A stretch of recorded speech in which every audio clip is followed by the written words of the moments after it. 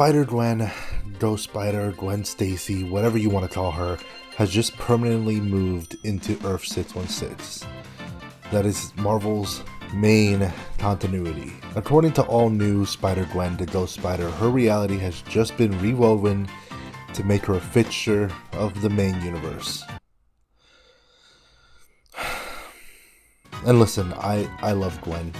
I want to see her thrive, but the problem isn't her. It's Marvel. Because this isn't about a great story for Gwen, it's about a company that's completely lost touch with what made Spider-Man and his world special. And it seems almost intent on antagonizing fans with decisions that feel creatively hollow and emotionally manipulative. So, in case you don't know, here's a little bit of context. Gwen bonded with a cosmic cube in her universe. It accidentally rewrote reality, and she's now stranded permanently in Earth 616. She has a new suit, new band, and the chance to start fresh. It sounds like growth, right? It sounds like a clean slate. But here's the thing, ripping Gwen out of her own universe guts everything unique about her character. She's not Peter Parker 2.0. She's the Spider-Woman of Earth 65. A world where Matt Murdock is Kingpin and Peter Parker dies in her arms. She's not just a different person in the suit, she's a different character with a completely different worldview. And now she's just another wall crawler in New York. She now joins the ranks of Peter, Miles, Spider-Boy, Spider-Girl, and whatever spider people are in New York right now. There's like a million of them. She's just another young hero in a universe that's already overcrowded with legacy characters, and this isn't just about Gwen. It's about a pattern. Marvel has been at war with its own Spider-Man legacy for decades. They erased Peter and MJ's marriage. They brought back Gwen clones. They brought back Gwen. They made Gwen have children with Norman Osborn. We have Gwen forced into a timeline she didn't choose, for no reason that serves her. The common thread? Marvel just seems obsessed with reasserting editorial control at the expense of narrative logic or fan trust.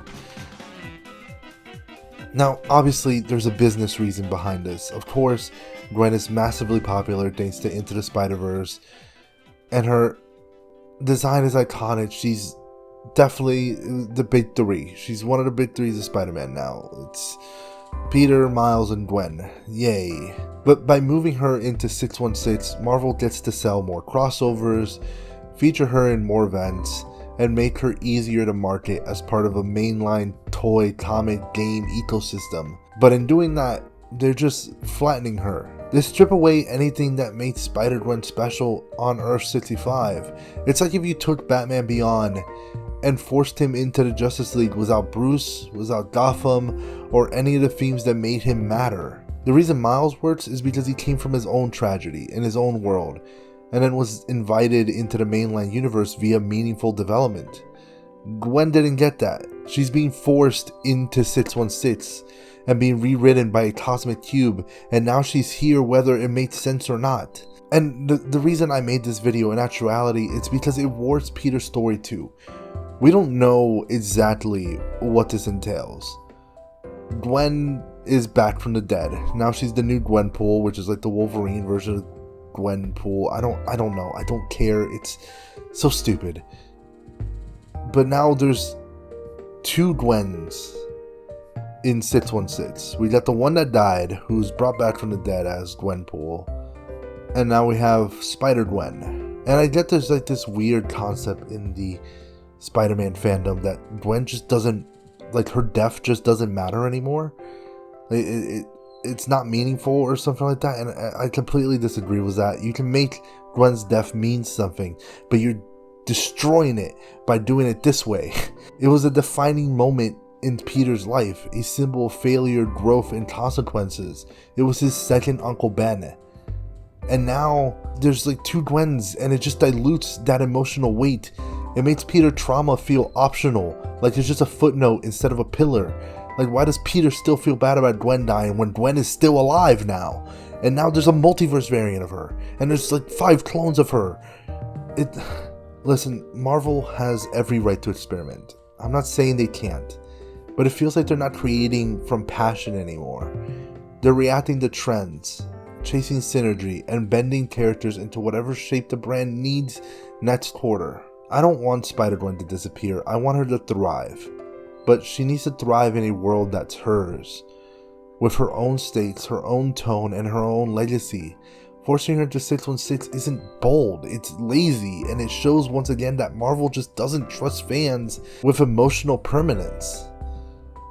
They want us to love these characters, but they only want us to love them in the way they approve. And that's just not right. So this is a quick rant video. Let me know your thoughts in the comments. Do you think Gwen belongs in 616, or is this just another one of the many horrible mistakes that Marvel has done with Spider-Man and the Spider-Man IP? Honestly, I'm at a point where I wouldn't mind if Spider-Man just got sold off to a different company. Give it to DC, give it to Image, just stop. Like, Ultimate Spider-Man is great and all, but they keep ruining the main one in his world. It's just, anyways, like, share, and comment, and I'll see you guys next time. Bye bye.